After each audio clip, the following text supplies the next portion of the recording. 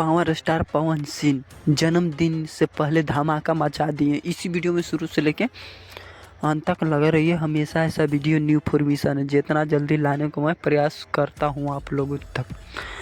Power star के गाना आया था जिस गाना के नाम है अहो राजा।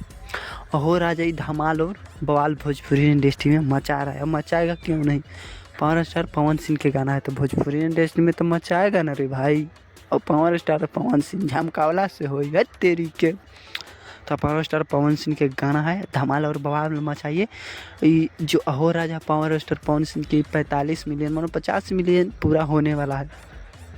और दूसरी खबर है कि पावर स्टार पवन सिंह की अहो राजा रील्स के दुनिया में 1 मिलियन पहुँचने वाला है। मानो 10 लाख, 1 मिलियन के 10 लाख होता है। और धमाल और बवाल मचाइए आप लोग। और हमेशा ऐसा वीडियो न्यू लाते ही ना रहते हैं आप लोगों तक।